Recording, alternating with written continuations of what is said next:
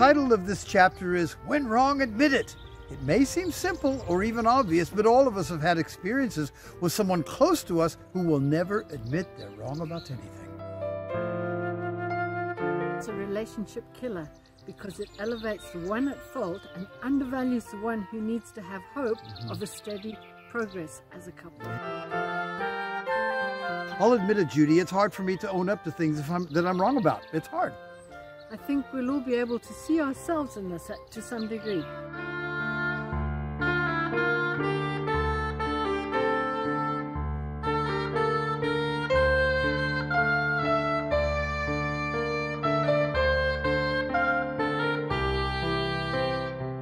Now, some people just can't.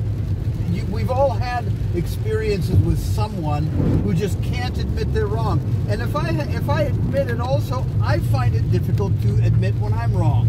So we're going to explore this subject because it really can be a marriage killer if there's one person or both that cannot admit when they're wrong. And I'll never forget once when I was in the classroom teaching math, and there was this one of the students that was kicking off, making trouble, and I was writing on the whiteboard. I turned around quickly and he'd flipped me a bird. So I sent him to the headmaster. You don't do that to a teacher, you got to have discipline, etc., etc. He adamantly refused to admit that he'd flipped me off, even when his mates went to the headmaster and said, look, yeah, he did. I mean, we can't deny it. So we're going to explore this subject of when you're wrong, admit it, in this chapter. Yes, I had another experience which was similar. I was parked in a residential area in Sherborne, and a group of children came out with a football and were kicking it around on the road, and I could see that football had the potential of doing some damage. So I got out of the car and I said to them, please be careful with your football, do not hit my car with it. Well, sure enough, within a few minutes the ball came across and thumped my car. And I got out of the car and confronted them, and I said, listen, I asked you not to do that. So please can you be careful?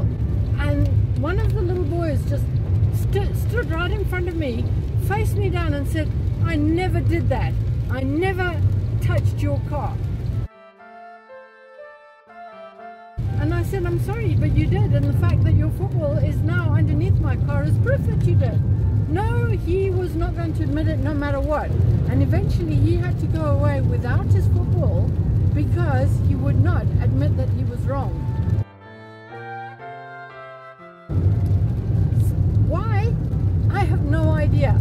Anyway, that's my story of caught out blatantly in a situation that could not be denied but was anyway.